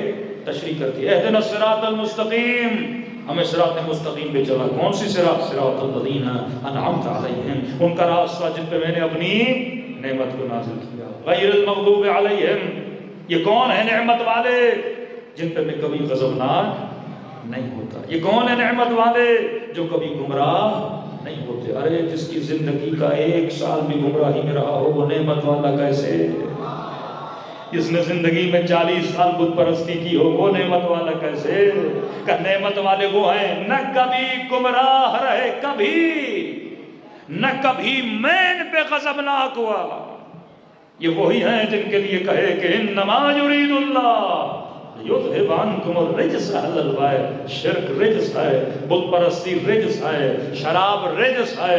یہ وہ ہیں جو کبھی گمراہ نہیں رہے، یہ وہ ہیں جو کبھی بت پرست نہیں رہے، یہ وہ ہیں جو کبھی انہوں نے شرک نہیں کیا. آؤ علی کی زندگی اٹھاؤ، ایک لمحہ شرک دکھا دو، ایک لمحہ کفر دکھا دو. جس نے سب سے پہلے رسول پہ ایمان لایا وہ ذات علی ابن ابی طالب ہے. اب اس کو اب چالاکی کیا کرتے ہیں؟ کتابیں پڑھیں آپ، کہتے ہیں بچوں میں جس نے سب سے پہلے ایمان لایا وہ علی تھے. بوڑھوں میں جس نے سب سے پہلے ایمان لایا وہ علی تھے. یعنی کا مطلب بڑھاپے میں لایا نا، جوانی میں تو نہیں لایا نا، بچپنے میں تو نہیں لایا نا. خود کہہ رہے ہو کہ بچوں میں، مطلب جب سے علی تھا تب سے ایمان تھا. جو مصطفیٰ کی گود میں پلے اس پہ کون شک کرے؟ جس سے مصطفیٰ کی تربیت ملے اس پہ کون شک کرے؟ یہ سارے کس کی گود؟ علی مصطفیٰ کی گود میں پلے، حسنین مصطفیٰ کی گود میں پلے، فاطمہ مصطفیٰ کی گود میں پلی.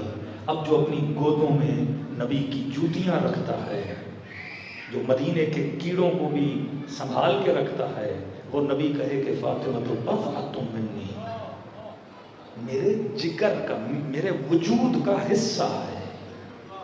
تو نبی کے بال کا بھی احترام کرتے نا. فاطمہ مصطفیٰ کے وجود جسمانی کا بھی کیا ہے؟ حصہ ہے. میرے وجود کا مطلب میرا ٹکڑا ہے، جس کو مصطفیٰ سے الگ نہ سمجھنا. بضعۃ منی، یہ لفظ بڑے حساس ہیں. بضعۃ منی، میرے وجود کا کیا ہے؟ ٹکڑا ہے، میرے وجود کا حصہ ہے. اور اس وجود مصطفیٰ کو تکلیف دی جائے. یہ جو بی بی کے جملے ہیں نا، یہ نقش بندیہ بریلوی سب کہتے ہیں، یہ ثابت ہیں بی بی کے یہ جملے کہ صبت علیہ مصائب، دنوں پہ پڑتی تو راتوں میں بدل جاتی، پہاڑ سرنے میں بدل جاتے ہیں. یہ سارے پڑھتے ہیں. پھر کہتے ہیں نہیں، مصیبت کا مطلب بابا تیرے جانے کے بعد موت حق ہے. باپ کے مرنے پہ کوئی اتنا بڑا مرثیہ نہیں پڑتا کہ بابا تیرے جانے کے بعد مصیبت اتنی آئی کہ دن راتوں میں بدل گئے. کون اتنا روتا ہے؟ وہ فاطمہ بابا کے مرنے پہ اتنا روئے. کبھی سوچو تو صحیح، وہ کون سی مصیبتیں ہیں جس نے زہرا کو جوانی میں زخمی بنا دیا. کبھی ریسرچ جو کرو نا، 18 سال کی عمر میں کون سی بی بی دنیا سے چلی جاتی ہے. کبھی ریسرچ کی کون سا مسئلہ تھا سیدہ کو؟ کوئی بیماری تھی؟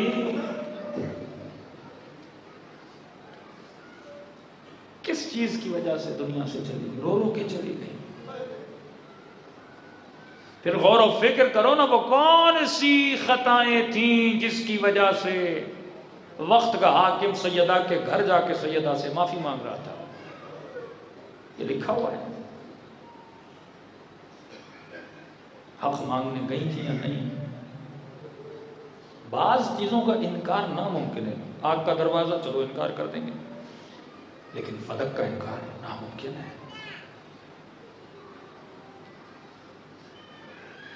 نبی کی والدہ کی قبر کا پتہ ہے، رسول کی قبر کا پتہ ہے، خلفاء راشدین کی قبور کا پتہ ہے، جناب حمزہ کی قبر کا پتہ ہے. نبی کی بیٹی کی قبر کہاں ہے؟ کوئی تو نام و نشان ہوگا. مصطفیٰ کے جگر کے ٹکڑے کی قبر کہاں ہے؟ جس کے احترام میں مصطفیٰ کھڑے ہو جاتے ہو، اس بی بی کی قبر کہاں ہے؟ جس کے لیے کہیں کہ یہ جس سے غضبناک ہوں میں اس سے غضبناک ہوں، میں جس سے غضبناک ہوں خدا اس سے غضبناک ہے. جس کے لیے کہیں سیدۃ نساء العالمین،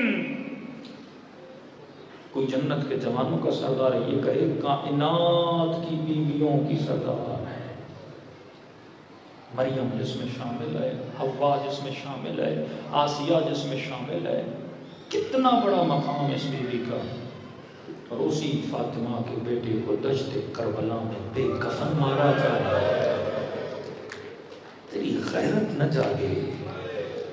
مجھے نہیں پتا، ایک بندہ بے ہوش بھی ہو نا، پانی سے جاگ جاتا ہے، اٹیک بھی آ جائے نا، 400 وولٹ کا دھچکا دے کے جاگ جاتا ہے. کربلا کا وولٹ بہت بڑا ہے. یہ سنو کہ نبی کے بیٹے کو مارا گیا، سر کاٹا گیا، لوکے نیزہ پہ رکھا گیا، بازاروں میں چلایا گیا. مسلمان جس محمد کا کلمہ پڑھتے تھے اسی کے حسین کو پتھر مار رہے تھے. اتنی نفرت ایک مسلمان کے دل میں کیسے پیدا ہوتی ہے؟ 1970 سے پہلے پاکستان میں شیعوں سے اتنی نفرت نہیں تھی، لیکن 70s کے بعد ایک پروپیگنڈا ہوا. دیکھو نسلوں کی ذہنیتیں کیسے بدلتی ہیں. اگر تھوڑی سی پولیٹیکل سائنس اگر مسلمان نے پڑھی ہوتی نا، کہ کس طرح ایک بیانیہ، کس طرح ایک سوچ ڈیولپ کی جاتی ہے. 70 سے پہلے مجالس ہوتی تھی، ماتم ہوتے تھے، جلوس ہوتے تھے، اتنے مسائل نہیں تھے.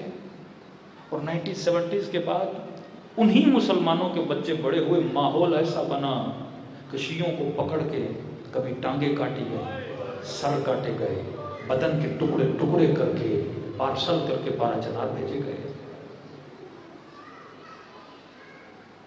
بلوچستان کے راستے میں تفتان میں بسوں کو کھڑا کر کے زندہ زندہ جلایا گیا.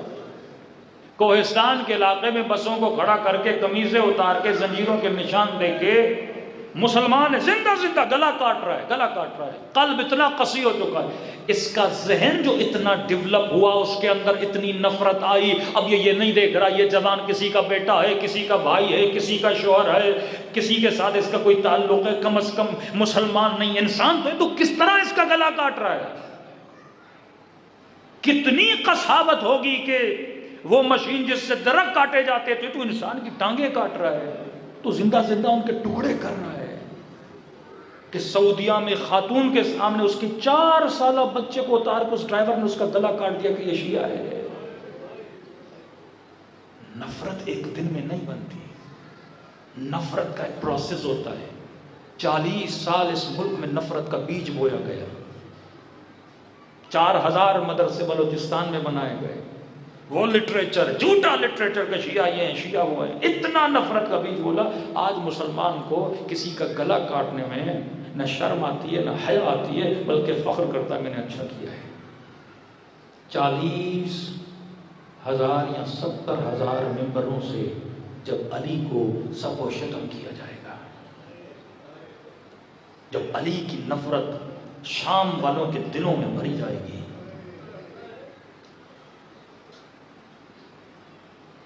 تب کربلا میں حسین کے گلے کو کاٹنے میں شمر جھجکا نہیں تھا. تب حسین کہہ رہے تھے کیا دشمنی ہے، میں نے حلال محمد کو حرام کیا، میں نے حرام محمد کو حلال کیا. کہ حسین سب جان بغضا لابیک، تیرے باپ کے بغض میں تجھے مارنے آیا ہے. تاریخ پڑھو گے تو سمجھ آئے گی ایک دن میں رسول کا نواسہ قتل نہیں ہوا. یہ 30 سال سے قتل کرنے کی ٹریننگ دی جا رہی تھی. نسلوں میں علی کا بغض، رسول کی آل کا بغض جو آج تک چلتا ہوا رہا ہے. داعش، ISIS، یہ جہادی ٹولے، یہ اسی سوچ کی پیداوار ہے جو آج تک ان نسلوں کا کوئی قصور نہیں ہے. مدرسوں میں پروان چڑھی ہوئی نسلیں ہیں، مفتیوں کی جھوٹے پروپیگنڈوں والی نسلیں ہیں. پانی کا قطرہ بھی پتھر پہ 1000 بار گرے نا تو پتھر کو سوراخ کر دیتا ہے. جب آپ دن رات اٹھتے بیٹھتے ایک فرقے، ایک مذہب کے خلاف ذہنوں میں باتیں ڈالتے جاؤ گے نا، تب یہ بولتے ہیں کافر. ایسے جڑا والا کے واقعے نہیں ہوتے، ایسے ایک سری لنکن انجینئر کو زندہ جلایا نہیں جاتا. یہ وہ سوچ ہے جو نسلوں میں ڈالی جاتی ہے. علی نے شعور بانٹا، دشمن علی نے جہالت بانٹی.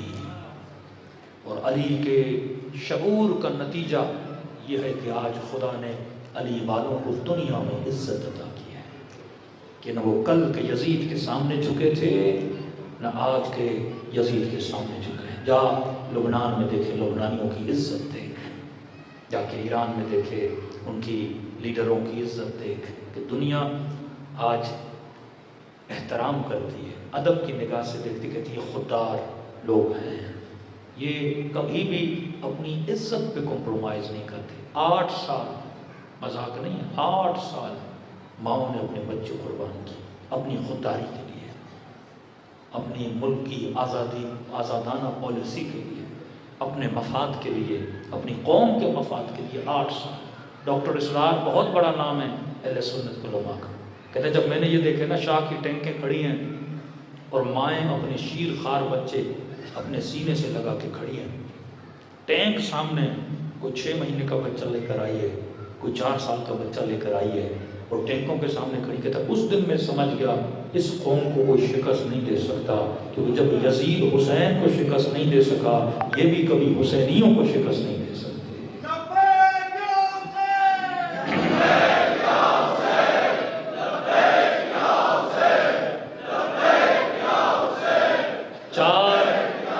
4,000 ملین ڈالر عراق میں خرچ ہوئے، 4,000 72 گھنٹوں میں، 72 آورز میں 76 کلومیٹر داعش امام موسیٰ کاظم کے روزے سے فاصلے پر تھا، 26 کلومیٹر۔ عراق کا ایک بہت بڑا حصہ قبضے میں تھا۔ جب ریسرچ ہوئی نا کہ یہ فوجی اپنی پوسٹیں، یہ جرنل، یہ کرنل اپنی پوسٹیں چھوڑ کے بھاگ گئے ایک دہشت گرد تنظیم کے حملے کی وجہ سے، پتہ چلا کسی نے $40,000 لیے کویت بھاگ گئے، کسی نے $50,000 دیے کسی اور ملک بھاگ گئے۔ اس وقت فیصلہ کیا اب فوج میں عراق کی اس کو رکھا جائے گا جس کو بھاگنے کی عادت نہ ہو، جو نظریاتی طور پہ مضبوط ہو، عقیدے چیک کیے جائیں گے۔ پھر آپ دیکھیں حشد الشعبی بنی، حشد میں کوئی بھی ایسا بندہ نہیں ہے جو علی والا نہ ہو، ایک حشد بنی، اس کی تنظیم کی گئی۔ پھر ایک فتویٰ آنے کی دیر تھی، ایک فتویٰ شہید قاسم نے آغا سیستانی کے پاس گئے، انہوں نے کہا کہ جتنے اطراف عراق کے گھر ہیں وہ سارے داعشیوں نے رینٹ پہ لیے ہوئے ہیں، بڑے بڑے کرائے دے کے۔ اس 40 میں پلاننگ ہے کہ جتنے زائر امام حسین آئیں گے ان پہ کیا کریں گے، اٹیک کریں گے، حملہ کریں گے۔ اس وقت کہا سیستانی اب ساری چیزیں کس کے ہاتھ میں ہیں، آپ کے ہاتھ میں۔ تب انہوں نے جہاد کا فتویٰ دیا، اور یہ اطاعت اہل عراق اپنے مرجع کی کہ ان کے فتوے کو انہوں نے جیسے امام کی اطاعت کو واجب سمجھا، ویسے ان کے فتوے پہ عمل کرنا واجب سمجھا۔ پوری عراقی قوم باہر نکلی، نہ صرف شیعہ بلکہ آغا سیستانی کے فتوے پہ قبائل اہل سنت بھی، کیونکہ شیعوں کے ساتھ رہے نا تو رنگ ان کا شیعوں والا ہو گیا ہے نا، ان کے فتوے پر بھی ساری قوم باہر نکلی۔ اور آپ کا تصور ہے داعش کو نکالنا کتنا مشکل تھا، پورے عراق سے انہوں نے ایک فتوے پر عمل کر کے داعش کا کیا کر دیا، صفایا کر دیا۔ آج دشمن سمجھ چکا ہے کہ ایرانی قوم اگر نکلی مجتہد کے فتوے پہ، عراقی قوم اگر نکلی مجتہد کے فتوے پر، آتے ہیں خود بھی آتے ہیں، جان کو بھی خطرے میں ڈالتے ہیں، اپنا مال اپنی ہر شے قربان کرنے کے لیے تیار ہو جاتے ہیں ایک مجتہد کے فتوے پہ۔ اب تصور کرو جب مہدی آئے گا، یہ ٹریننگ دی جا رہی ہے تشیع کو کہ اگر کوفے والوں نے مسلم کی اطاعت کی ہوتی کبھی کوفے کے یہ حالات نہ بنتے، اگر امام کے نمائندے کی اطاعت کی ہوتی، آج امام زمانہ پردہ غیب میں، لیکن اطاعت کا ثبوت میں کیسے دوں گا؟ ایرانی قوم نے امام زمانہ پہ ایک طرح سے اپنی حجت تمام کر دی کہ مولا دیکھ 8 سال ہم نے 4 بچے ان ماؤں نے قربان کیے۔ ایسے گھر میں نے دیکھے 5 بچے ایک ماں کو تھے، 4 بچے شہید ہوئے، آخری بچہ تھا۔ انہوں نے بولا اس بچے کو نہ بھیج میدان میں، کہتی ہے نہیں، جب حسین نے اپنا سب کچھ لٹایا تو میرا بچہ کیا ہے، میں نظام کے لیے سب قربان کروں گی۔ 5 بچے انہوں نے قربان کر دیے۔ یہی قربانی اہل عراق نے، یہی قربانی کا جذبہ اہل لبنان میں، جب اسرائیل کے ساتھ لڑ رہے تھے اہل لبنان، اسی طرح ماؤں نے جوان بچے، ویڈیوز آج پڑی ہوئی ہیں، جب بہن اپنے بھائی پہ روتی ہے، ایک سپاہی شہید ہو کے آتا ہے، تو ماں ہنستی ہے، کبھی بیٹے کے گال کو ادھر بوسا دیتی ہے، کبھی ادھر بوسا دیتی ہے، بیٹی کو کہتی ہے بیٹی رو کیوں رہی ہو، یہ تو حسین کی ملاقات کے لیے گیا ہے، یہ تو علی کی ملاقات، شہادت کا جذبہ، حق کی راہ میں رکنا اپنے حق کے لیے، حق کی راہ میں کھڑے ہو کر اپنی عزت نفس کے لیے، اس طرح انہوں نے اپنے وطن کو، اپنی زمینوں کو، اپنی غیرت کو، اپنے ناموس کو کیا کیا، بچایا ہے۔ تبھی آج سب سے زیادہ جو فوکس ہے، اور آنے والے دنوں میں آپ کو اور زیادہ نظر آئے گا کہ شیعت کے یہاں سے مرجعیت کو ختم کیا جائے۔ یہ لکھ لیجئے دیوار پر، جس دن مرجعیت شیعہ سے ختم ہو گئی نا، اس دن آپ کا وقار، آپ کی یونٹی، وہ چیزیں ختم ہو جائیں گی، کیونکہ 2 ٹرائل ہوئے، عراق میں بھی، ایران میں بھی۔ ابھی ان کا پورا فوکس ہے، پریویس امریکن CIA ہیڈ کا انٹرویو ابھی بھی نیٹ پہ پڑا ہے، آپ سن لیں، کہتے ہیں اب ہم نے ہر چیز آزما لی، $4000 ملین عراق پہ خرچہ کیے کہ ختم کریں ان لوگوں کو، نہیں کر سکے، یمن میں نہیں کر سکے، ایران میں نہیں کر سکے۔ تو وہ کہتا ہے اب ایک ہی راستہ ہے، یہ پیسے آتے ہیں، اس کا اسٹیٹمنٹ ہے اس بندے کی کا، ایک ہی راستہ ہے، اب مسلمانوں پہ پیسے لگانے کی ضرورت نہیں ہے، اب ایک ہی راستہ ہے، شیعہ سنی تفرقے پہ خرچہ کرو، اب ہم ان کو نہیں ماریں گے، یہ آپس میں لڑ کے مریں، اس میں فائدہ کس کا ہے، ہمارا ہے۔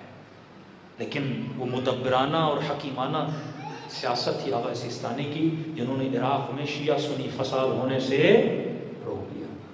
اب مجھے یہ محسوس ہو رہا ہے کہ یہی انویسٹمنٹ پاکستان میں ہو رہی ہے کہ یہاں شیعہ سنی آپس میں کیا کریں، لڑیں، ایک ایسی فضا بنا دی جائے کہ دشمنی اور نفرت اور تفرقے کی ہوا دی جائے۔ تو اس میں آپ لوگوں نے احتیاط بھی کرنا ہے، اور وہ سلجھے ہوئے علماء، وہ سلجھے ہوئے اہل سنت، ان کو آگاہ کرنا ہے کہ یہ ایک طرح کی سازش ہے۔ جب دشمن خود کہہ رہا ہے کہ ہم اس پہ انویسٹ کریں گے، اور اس کے بعد حالات آپ دیکھتے ہیں ملک کے ایسے بگڑ جاتے ہیں۔ دوسرا شیعوں کے اندر لیڈرشپ کا فقدان، دوسرا مرجعیت سے دور، آپ دیکھیں گے یوٹیوب پر ان کے کلپس میں ایسے ایسے لوگوں کو لانچ کیا جاتا ہے تاکہ وہ کیا کریں، شیعیان پاکستان کو مرجعیت سے کیا کریں، دور کریں۔ اب مرجعیت کا مسئلہ نہ عراق میں ہے، نہ ایران میں ہے، نہ لبنان میں، یہ صرف مسئلہ کہاں پر ہے، پاکستان میں۔ تینوں ملکوں کے شیعہ، ہاں، ایران میں more than 75 ملین شیعہ، عراق میں more than 25 ملین شیعہ، لبنان میں مجھے تعداد کا نہیں پتا، سارے شیعہ کیا ہیں، نظام مرجعیت کے قائل ہیں، اور الحمدللہ ان میں یونٹی بھی ہے، اتحاد بھی ہے، عزت بھی ہے۔ لیکن ہمارے ہاں سب سے بڑا مسئلہ، سب سے بڑی پھوٹ یہ ڈالی جا رہی ہے کہ ان کو نظام مرجعیت سے دور کیا جائے، کیونکہ جتنا یہ نظام سے دور ہوں گے اتنے ان کے اندر دھڑے بنیں گے، اور جتنا دھڑے بنیں گے، ڈیوائڈ اینڈ رول، اتنا آپس میں لڑیں گے اور ان میں یکجہتی نہیں ہوگی۔ تو ابھی یہ جو مسائل ہیں اس میں شیعوں کی آپس میں یکجہتی بہت ضروری ہے، ایک لیڈرشپ کے نیچے جمع ہونا، ایک قیادت کے نیچے جمع ہونا، ایک قومی قیادت کے نیچے جمع ہونا، اور اس کی اطاعت کو ایسے سمجھنا جیسے حکم امام کی اطاعت ہوتی ہے۔ ہم نہیں کہتے غیر معصوم کی اطاعت عین معصوم کی اطاعت ہے، نہیں، عقلانی طور پر جب معصوم فرماتے کہ بندہ سفر پہ بھی جاتا ہے تو اپنے بیچ میں کس کو کیا بنائے، لیڈر بنائے۔ 6 لوگ بھی فرمائے سفر پہ جاتے ہو نا، ایک بندے کو لیڈر بناؤ ورنہ سفر میں جھگڑا ہو جائے گا۔ ارے سفر کے 6 لوگوں میں اگر لیڈر نہ ہو جھگڑا ہو جاتا ہے، اور جس ملک میں 2.5-3 کروڑ شیعہ ہوں اگر اس میں لیڈرشپ نہ ہو تو اس میں بھی کیا ہوگا، امت میں اگر اطاعت نہیں ہے۔ امام حسین کی اگر کوفے والے اطاعت کرتے، مسلم کبھی تک اتنا نہ ہوتا، کوفی اگر اطاعت کرتے کبھی زینب کی چادر نہ لڑتے، کوفی اگر اطاعت کرتے کبھی سکینہ کو تماچے نہ لگتے، حسن کے لشکر والے اگر اطاعت کرتے کبھی حسن کے پاؤں کے نیچے سے مسلح کو نہ کھینچا جاتا، کبھی مولا کی ٹانگ زخمی نہ ہوتی، مسئلہ سارا اطاعت کا تھا۔ مدینے والے اگر اطاعت کرتے کبھی زہرا کے در کو آگ نہ لگتی۔ ہمیشہ دعا کرے خدایا مجھے مطیع بندہ بنا، اطاعت گزار بنا، دلوں کو کربلا لے کر چلیں۔ سلام کرے ان ہستیوں پر جنہوں نے ہماری نسلوں کی خاطر اپنا سب کچھ قربان کر دیا۔ السلام علی الحسین وعلی ابن الحسین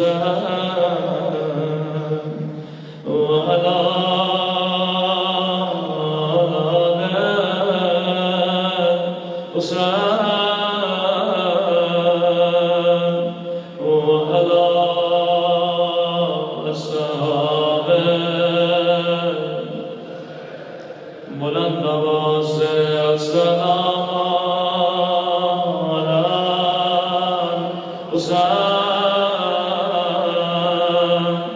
وعلی علی ابن وعلی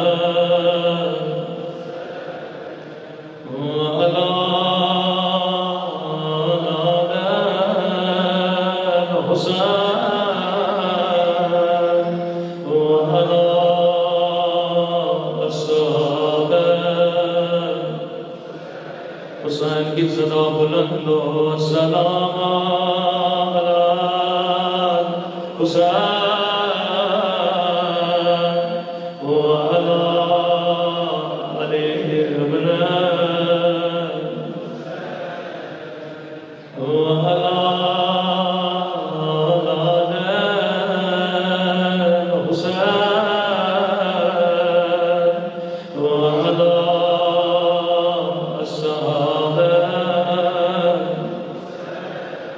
میرا سلام ہو سچار سلام بچے پہ جو بچپن میں دیواروں کا سہارا کے چلتی تھی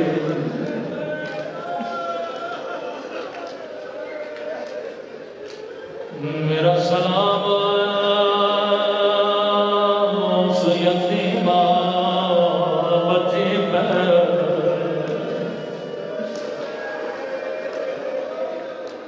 بابا کو بڑی حسرت سے دیکھ کے کہنے لگی بابا تھوڑی دیر کے لیے آنکھیں کھولو بابا میں نے سنا تھا دادی کے بغال جوانی میں سفید ہو بابا آنکھیں کھولا میں تیری اماں کی شبیہ بن گئی ہو میرے بال بچپن میں سفید ہو خدا کسی بچی کو اتنا مظلوم نہ کرے جتنی حسین کی بچی مظلوم ویسے بیٹیاں اپنے بابا سے بڑا پیار کرتی اکثر باپ بھی اپنے بیٹیوں سے بڑا پیار کرتے روایت تھوڑی سخت ہے سادات مجھے معاف کر دے آج نہ پڑھو تو کب پڑھو امام زین العابدین فرماتے ذاکر پڑھو تاکہ ہمارے شیعوں کو پتہ چلے کیسی کیسی مصیبت آئی روایت کے جملے امام حسین واجب نماز مسجد میں پڑھتے تھے لیکن مستحب نماز گھر میں پڑھتے تھے صحابی نے کہا مولا مستحب مسجد میں کیوں نہیں پڑھتے واجبات ادا کرنے کے بعد جلدی اپنے گھر کی طرف روانہ ہو جاتے امام نے فرمایا میرے پیارے صحابی اللہ نے مجھے بیٹی عطا کی ہے میری 4 سالہ بچی گھر میں تو مسلم چاہتی ہے تاکہ میں بابا کے ساتھ نماز پڑھوں فرمایا میں سکینہ کے ساتھ نماز پڑھتا ہوں عزادار مدینہ سے مکہ مکہ سے کربلا پورے راستے سکینہ خیمے میں 2 مسلح بچھاتی تھی ایک مسلح اپنے لیے ایک اپنے غریب الوطن بابا کے لیے شب عاشور میں حسین نے بچی کے ساتھ مسلح پہ بیٹھ کے نماز پڑھی. روایت کے جملے ہیں جب عصر عاشور کا وقت ہوا، نماز عصر کا وقت ہوا، بچی نے خیمے میں دو مسلح بچھائے، ایک مسلح اپنے لیے بابا کے لیے، ننے سے ہاتھوں کو دعا کے لیے اٹھانے لگی، رو کے کہنے لگی میرے اللہ میرے پردے سے بابا کی خیر ہو، میرے پیاسے بابا کی خیر ہو، میرے اللہ میرا چچا گیا واپس نہیں آیا، میرا علی اکبر گیا واپس نہیں آیا، اے خدا ایک بار سکینہ کو بابا دکھا دے. لیکن کون سمجھائے سکینہ ابھی بابا واپس نہیں آئے گا. راوی کہتا ہے اچانک سکینہ کو کسی کے چلنے کی آواز آئی، دوڑی دوڑی باہر گئی شاید میرا بابا آیا. لیکن سنو گے بچی نے کیا دیکھا، ایک مرتبہ دیکھا شمر ہے ہاتھ میں دادیا لیے ہوئے. اللہ کسی بچی کو بابا کا قاتل نہ دکھائے.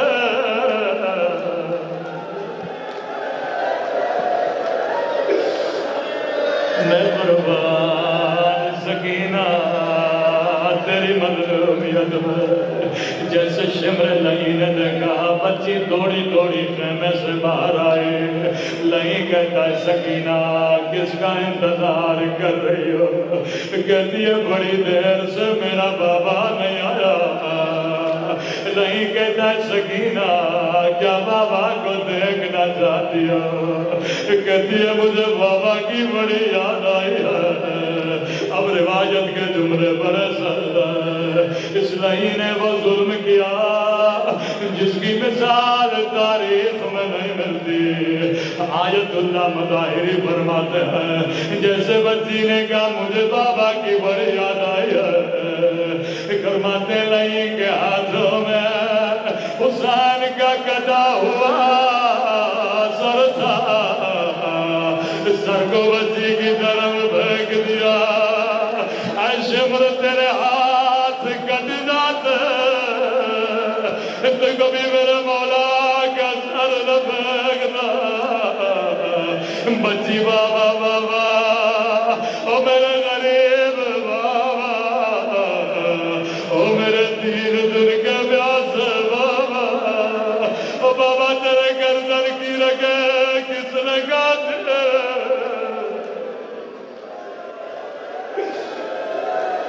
خدا کسی بچی کو بابا کا کٹا ہوا سر نہ دکھا. اب یہ میرا تصور ہے بچی نے بابا کا سر گود میں لیا، اپنے ننھے سے ہاتھوں سے بابا کے چہرے سے مٹی ہٹانے لگی. بابا تیری گردن کی رگیں کس نے کاٹی؟ بابا ظالم نے پانی پلایا تھا یا نہیں؟ رو کے کہنے لگی بابا اکبر کا لاشا تو نے اٹھایا، عباد کے بعد تو نے اٹھایا، علی اصغر کا لاشا تو نے اٹھایا. وہ لاشیں اٹھا اٹھا کر تھک جانے والے میرے بابا. وہ بابا 4 برات تو نے مجھے اپنے سینے پہ سلایا. وہ بابا آج آجا میرے سینے پہ سو جا. بچی بابا سے پیار کر رہے تھے، یہاں شملہ کے بڑا بچی سے بابا کا سر چھینا. اتنے زور سے تماچے مارے، اتنے زور سے تماچے مارے کہ سکینہ بے ہوش ہو گئے.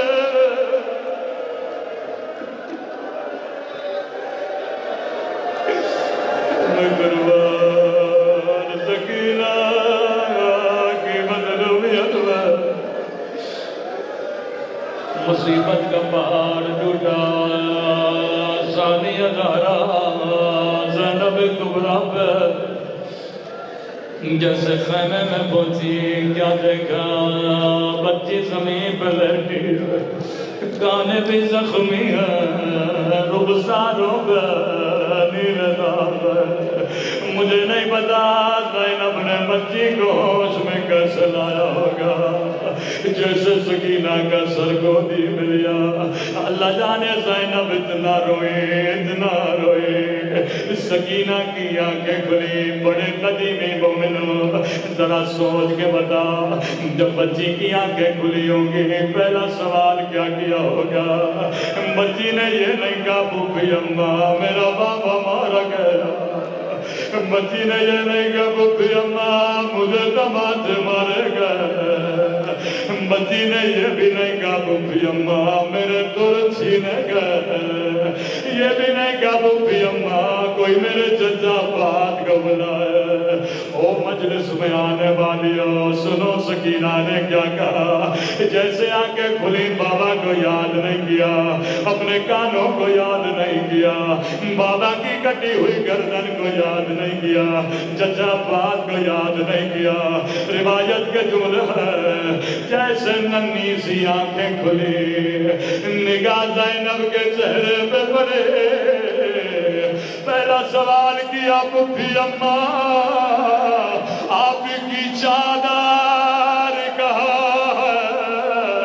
زینب نے کہا سکینہ جو شمل تیرے در لے گیا میری چادر بھی لے گیا۔ کبھی مجلس میں بے پردہ ہو کر لایا کرو۔